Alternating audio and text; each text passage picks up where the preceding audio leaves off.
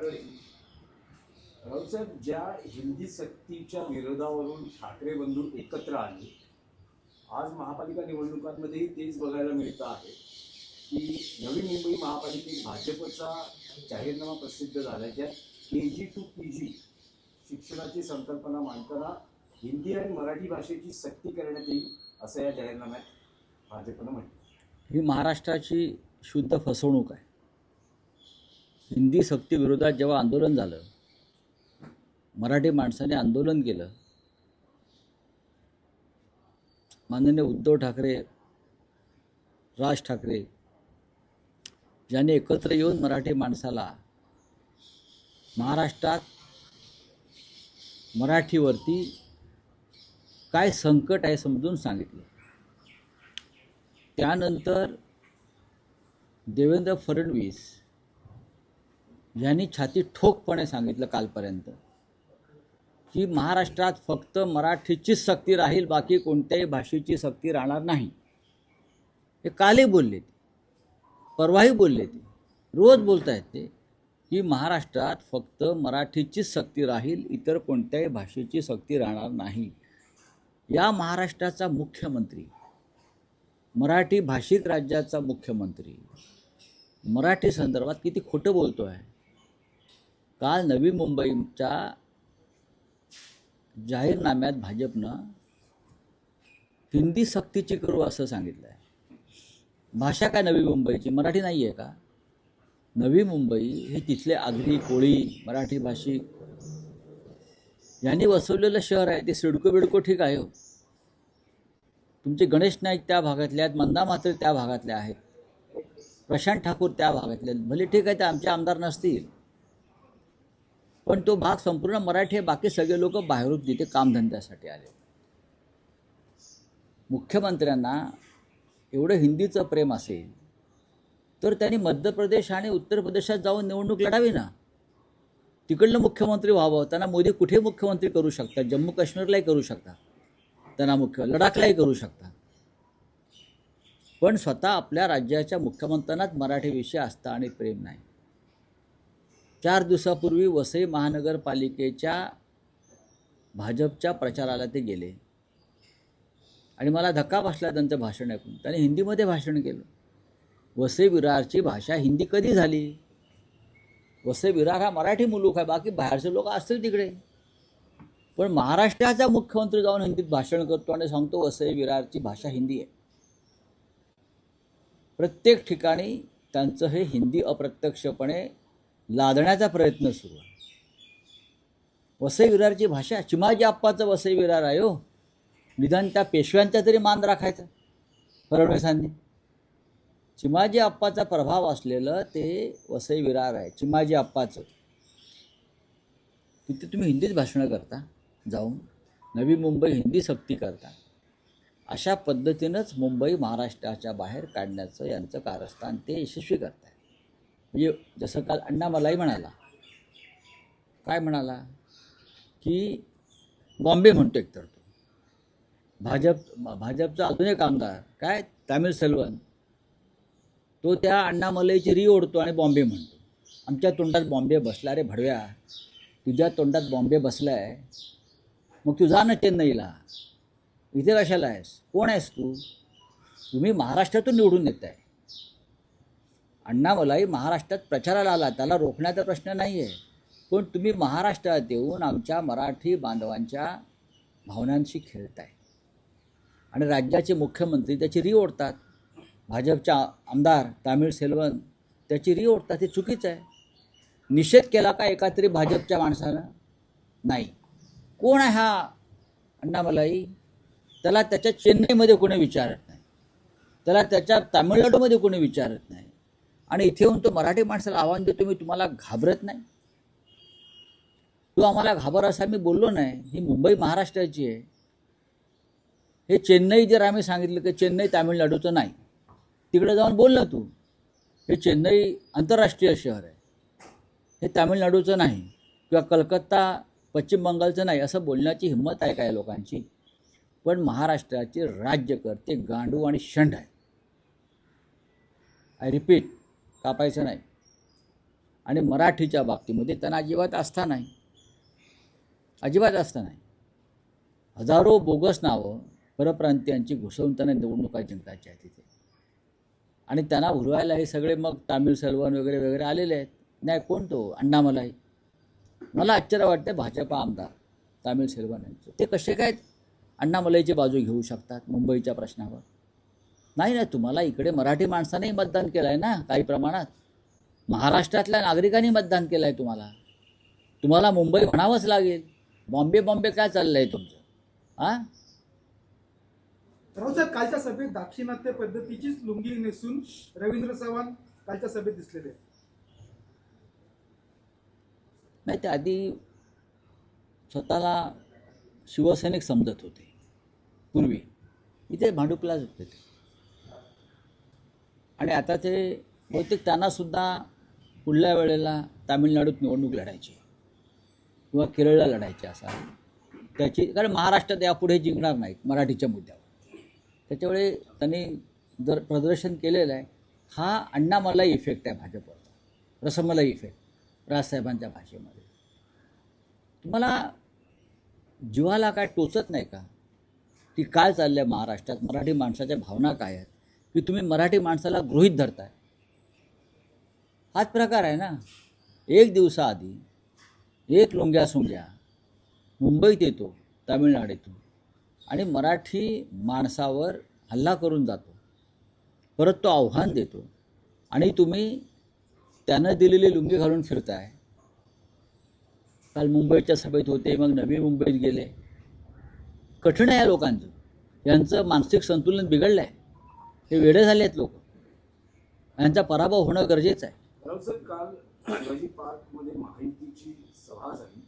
त्यात राज ठाकरे आणि उद्धव ठाकरे यांनी भूतकाळात एकमेकांवर केलेले हो, केली टीका, जहरीने अतिजहरी टीका केली. पुढे बोला. व्हिडिओ दाखवले, अतिजहरी राज ठाकरेंवर टीकेचे हो केली ना, केली सभेत दाखवण्यात हो. पण मराठी माणसासाठी आम्ही एकदा एकत्र आल्यावरती मागची सर्व किलमिश आणि जलमट दूर झाली. भाजपमधल्या मराठी माणसाने आमच्यात यावं ना. हा लढा मराठी माणसाचा आहे. उद्धव साहेब, राजसाहेब एकत्र आले, आम्ही सगळे एकत्र आलो, आमच्या मनातली काय जळमट किलमिश आम्ही दूर केली. ठीक आहे, राजकारणामध्ये असे आरोप प्रत्यारोप टीका होत असते. दीर्घद्वेष ठेवायचा नसतो राजकारणामध्ये, समाजकारणामध्ये. उद्धवजी आणि राजजींनी सर्वच पक्षातल्या मराठी माणसांना आवाहन केलेलं आहे. भाजपमध्ये सुद्धा मराठी माणसं आहेत. त्यांच्यातल्या जर मराठी भावना, मराठी अस्मिता जिवंत असतील तर ते अण्णामलाई छाप राजकारणात गुंतून पडणार नाहीत आणि ते मराठी माणसाच्या मागे ठामपणे उभे राहतात. काल आदित्य ठाकरे म्हणजे काय आदित्य ठाकरेंनी मिमिक्री केल्यानंतर देवेंद्र फडणवीसांनी उत्तर दिलं. त्यांचं म्हणणं त्याने मिमिक्री करावी. नाही, त्यांचं म्हणणं आहे की तुमच्या काकासारखी काकाच्या पक्षाची मिमिक्री झाली ती तुमची होईल. काका तरी काका म्हणजे राज ठाकरे, बरोबर आहे ना. काका म्हणजे राज ठाकरे. राज ठाकरे हे महाराष्ट्र नवनिर्माण सेनेचे अध्यक्ष आहेत. त्या काकाकडे आपण अनेकदा चहा प्यायला गेलेला आहात, राजकारण करायला गेलेला आहात आमच्या विरुद्धच. त्या काकाचा इतका तिरस्कार तुम्हाला का वाटू लागला की तुमच्यावरती वेळ आली काका मला वाचवा म्हणण्याची? मिमिक्रीपेक्षाही ती एक कला आहे. ती सगळ्यांना जमते असं नाही, कोणालाच जमणार नाही. भारतीय जनता पक्ष हा कलेचा द्वेष्टा आहे. राजकीय सभांमधून अशा प्रकारच्या नकला सातत्याने केल्या जातात. बाळासाहेबही करायचे. ज्याला जमतं ते करतो. आम्ही कलाकार लोक आहोत, ठाकरे कलावंत आहेत, त्यांना जमतं, राजसाहेबांना जमतं, आदित्याला जमतं, उद्धवजींना जमतं. तुम्ही एखादं फिल्मी स्कूलला ट्रेनिंग लावा स्वतःचं. व्हॉइस कल्चर वगैरे ज्या गोष्टी आहेत सगळ्या त्या करा आणि तुम्ही शिका. आम्ही तुम्ही केलेली मिमिक्री आम्ही एक कला म्हणून त्याचा आनंद घेऊ. आदित्य ठाकरेंसमोर शीतल गंभीरला आम्ही चर्चा करायला पाठवतो असं ते म्हणतात. राज्याच्या मुख्यमंत्र्यांना अशी वक्तव्य शोभत नाहीत. त्यांनी आपल्या मुख्यमंत्री पदाची प्रतिष्ठा ठेवावी. ते महाराष्ट्राचे मुख्यमंत्री आहेत, लक्षात घ्या. ते वेणुधुलाचे मुख्यमंत्री नाही आहेत त्या वेणुधुलाजी. ते छत्रपती शिवाजी महाराजांनी स्थापन केलेल्या शाहू फुले आंबेडकरांचं वैचारिक वारसा असलेल्या महाराष्ट्राचे मुख्यमंत्री आहेत. हे देवेंद्र भाऊंनी विसरू नये. लक्षात घ्या. कोणावर टीका करता आणि कोणाची काय? आदित्य ठाकरे हे अनेक वर्षापासून राजकारणामध्ये आहेत. त्यांना राजकारणाचा वारसा प्रबोधनकार ठाकरे, बाळासाहेब ठाकरेंपासूनचा आहे. ते या राज्याचे कॅबिनेट मंत्री होते आणि त्या आमदार आहेत. आणि तुम्ही अशा प्रकारे जर त्यांनी मांडलेल्या मुद्द्यांना उत्तर द्या ना. त्यांनी तुम्हाला चर्चेचं आव्हान दिलेलं आहे ना, ते आव्हान तुम्ही स्वीकारलं पाहिजे. तुम्ही ते आव्हान न स्वीकारता ह्याच्याशी बोला, त्याच्याशी बोला, त्याच्याशी बोला, हीच मिमिक्री आहे आणि मोकरी आहे. विल्सन जिमखान्याचं नामकरण आता जैन जिमखाना असं करण्यात आलं आहे. हो मग जैन संघटनेला तो विल्सन जिमखाना दिला. गिरगावकरांनी आंदोलन केलं होतं मराठी माणसांनी. तो वाद सुरू आहे. गिरगावकर मराठी माणसाला आंदोलन करून तो जिमखाना आमच्याकडे द्या, आम्ही घेतो, तुमची किंमत भरतो, पण एक जिमखाना मराठी माणसाचा हातात तो राहू द्या, यासाठी गिरगावकरांनी संघर्ष अजूनही संपलेला नाही. तिथे आता कबूतरखाना करावा बाहेर त्यांनी, त्या बाहेरच्या मैदानामध्ये. पण सर्व नियम डावलून घाईघाईनं हा जिमखाना जैन संघटनेला देण्यात आला, मंगलप्रभात लोढा यांच्या दबावामुळे. आणि याला जबाबदार राज्याचे मुख्यमंत्री आणि महसूल मंत्री चंद्रशेखर बावनकुळे सुद्धा आहे. गिरगावमधला जिमखाना गिरगावकरांना मिळत नाही. लक्षात घ्या. गिरगावमधला जिमखाना गिरगावकर मराठी लोकांना दिला जात नाही, तर त्याचं जैन जिमखाना असं नामकरण करून तो विकत घेतला जातो. ही पैशाची मस्ती आहे, माज आहे. रावसाहेब, स्वर्गीय बाळासाहेब बघत असतील, त्यांना काय वाटेल? त्यांचा मुलगा रशीद मामू सोबत बसतो. मग तुम्ही कोणासमोर सोबत बसताय? तुम्ही उद्या जर दाऊद इब्राहिम मुंबईत आला ना, तुम्ही त्याला उमेदवारी द्याल. लक्षात घ्या. हे छोटा शकील, दाऊद इब्राहिम, अबू सालेम यांनाही तुम्ही तुमच्या पक्ष कार्यालयात बोलून उमेदवारी द्याल. अशा प्रकारचं राजकारण भाजपचं चालू आहे. राज्याच्या मुख्यमंत्र्यांनी जरा उंची बात बोलली पाहिजे, विकासावर बोललं पाहिजे, महाराष्ट्राच्या भविष्यावर बोललं पाहिजे. काय किरकोळ गोष्टीवर बोलताय?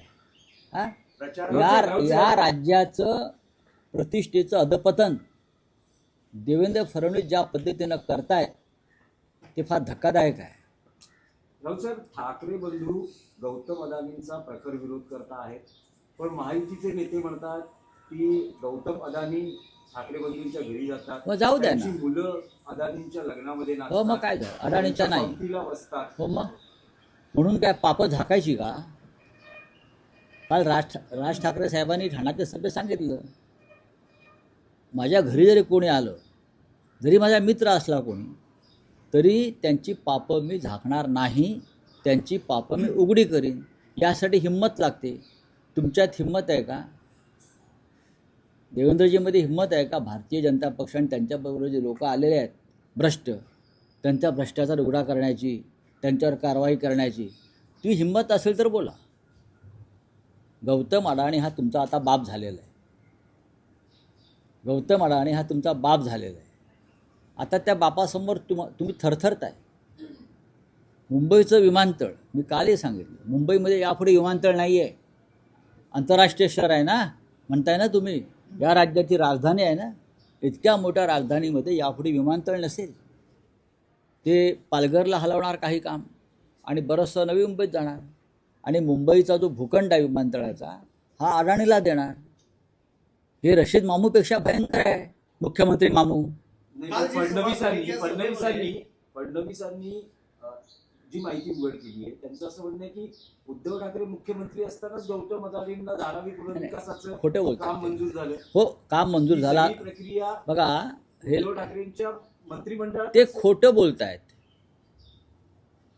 पुनर्वसनाचं काम हे कायदेशीररित्या जरी त्यांच्या कंपनीला मिळालं असलं तरी ज्या पद्धतीचा सवलतींचा वर्षाव हे सरकार त्यांच्यावर करत आहे धारावीच्या निमित्तानं, म्हणजे मदर्स डेअरी देत आहेत, मिठागरं देत आहेत, टोल नाके देत आहेत, ससून डॉग देत आहेत धारावीच्या बदल्यात, हे उद्धव ठाकरेंच्या योजनेमध्ये नव्हतं. सांगावं मुख्यमंत्र्यांनी, खोटं किती बोलत आहे. महाराष्ट्र हा सत्यशोधक समाजाचा एक वैचारिक वारसा सांभाळणारं राज्य आहे. पण हे असत्याचे महामेरू झालेले आहेत या राज्याचे मुख्यमंत्री. चला, धन्यवाद. गर्दी नव्हती काल सभेला असा दावा केला जातोय विरोधकांनी. नाही नाही, भारतीय जनता पक्षाचे लोक किंवा शिंदेचे लोक म्हणतात की 1 कोटी लोक होते. 1 कोटी लोक, 1 कोटी. ते कोटीच्या खाली जातच नाही. ते माणसंसुद्धा कोटीला विकत घेतात. त्याच्यामुळे त्यांनी 5-25 कोटी रुपये खर्च करून माणसं आणण्याचा प्रयत्न केला. पण चित्र पाहता तो त्यांचा प्रयत्न फसलेला आहे. आज सायंकाळी 5:30 त्यांच्या त्या सभेला 20,000 खुर्च्या होत्या. किती? 20,000 खुर्च्या होत्या. 3,000 खुर्च्या भरलेल्या नव्हत्या. 20,000 खुर्च्या होत्या की नव्हत्या, तुम्ही ज्यांनी त्या खुर्च्या लावल्या त्यांना जाऊन विचारा किती खुर्च्या होत्या. आणि 3,000 खुर्च्याही भरलेल्या नव्हत्या. हे जे समोर VIP कक्ष ठेवला होता काही मान्यवरांसाठी, त्यात शेवटी ठेकेदारांकडे काम करणारे अमराठी लोक आणून बसवले VIP म्हणून. होय की नाही? विचार आयोजकांना. पण कालच्या सभेतून मराठी महापौर होणार असं उपमुख्यमंत्री त्यांना बोलावं लागलं. हा आमचा दबाव आहे. हा ठाकरे बंधूंनी निर्माण केलेला दबाव आहे. मराठीचे आता हिंदू बिंदू त्यांचं मागे पडलं आहे सगळं. हां, आता मराठी महापौर त्यांना करावा लागेल हे त्यांनी सांगितलं. हा दबाव आहे आणि नाईलाज आहे. पण त्यांच्यावर विश्वास ठेवू नका. हे फसवे लोक आहेत, हे चकवे आहेत. हां, आज सायंकाळी 5:30 वाजता प्रचार संपतोय. 2-3 ज्या संयुक्त सभा घेतल्या त्या गेम चेंजर ठरतील असं तुम्हाला वाटतं नक्कीच का? नक्कीच. काल तुम्ही ठाण्याची सभा पाहायला पाहिजे होती. मुंबईची सभा, नाशिकची सभा, मोजक्या सभा घेतल्या. 1760 सभा आम्ही घेतल्या नाहीत. आणि सगळ्या सभा यशस्वी झाल्या. त्या भागामध्ये उत्तम वातावरण निर्मिती झाली. आणि ठाकरे बंधूंना जो संदेश द्यायचा आहे तो घराघरापर्यंत पोहोचला आहे. तुम्हाला माहिती आहे का, मुंबईत ठाण्यातल्या घराघरांवरती काही स्टिकर्स लोकांनी लावलेले आहेत. आणि त्यांनी विरोधी उमेदवारांना सांगितलं आहे, इथे येण्याचे कष्ट घेऊ नका. आमच्या घरातली आणि आमच्या सोसायटीतली सर्व मतं आम्ही ठाकरे बंधूंना देणार आहोत. अशा प्रकारचे स्टिकर्स घराघरावर लागले, सोसायटीवर लागले आहेत. पहा तुम्ही. महायुतीच्या उमेदवार हिमांगी वरळीकर यांच्या पत्नींना पैसे देताना पकडलेलं आहे. नाही बघा, हा स्थानिक विषय. हां, आज सायंकाळी प्रचार संपतो आहे. साधारण 48 तासाचा ब्रिदिंग पिरियड आहे. परवा सकाळपासून मतदान होतं. बोगस मतदार, दुबार मतदार यांना रोखण्यासाठी काही स्ट्रॅटेजी शिवसेनेची काही आहे का? कारण ठाकरे बंधूंनी म्हटलंय की बोगस मतदार दिसला तर त्याला फटकावा असे आदेश. फटकवण्याची सुरुवात झालेली आहे. नंबर 1, आम्ही बोगस किंवा दुबार मतदारांना फटकवू. आणि जे पैसे वाटतायत तर भाजपच्या लोकांना शिंदेचे लोक ठोकतायत आणि शिंदेच्या लोकांना भाजपचे लोक ठोकतायत. आम्ही त्यांना सुपारी दिली आहे. बघा ना, ज्या येत आहेत शिंदेचे लोक पैसे वाटतात तिथे भाजपचे लोक गॅंग घेऊन जाऊन त्यांना ठोकतायत. आणि जिथे भाजपचे लोक पैसे वाटतायत तिथे शिंदेचे लोक जाऊन ठोकतायत. म्हणजे ते आम्ही आउटसोर्सिंग केलेलं आहे. आणि हे दुबार मतदार आहेत, त्यांना ठोकण्याचा कार्यक्रम सकाळी 7 वाजल्यापासून सुरू होईल. असं म्हटलं जाते की एक संकल्पना पुढे आली, भगवा ब्रिगेड. साधारण 2,000 शिवसैनिक, मनसैनिक सज्ज आहेत. आम्ही एक आमचं पथक तयार केलेलं आहे. आम्ही दोन्ही पक्षाने एकत्र येऊन अशा प्रकारे आमचं एक भरारी पथक तयार केलेलं आहे. दुबारा मतदार दिसला की त्या पथकाला कळवायचं, विभागवायचं आणि मग ते येऊन त्याचा करेक्ट कार्यक्रम करणार. त्यामुळे कायदा सुव्यवस्थेचा प्रश्न अरे कसला कायदा आणि सुव्यवस्था? दुबारा बोगस मतदान हा काय कायदा सुव्यवस्थेत बसतं का? भारतीय जनता पक्ष, शिंदेच्या लोकांनी बोगस मतदार जे आणले आहेत ते कोणत्या कायद्यामध्ये बसतं सांगा ना?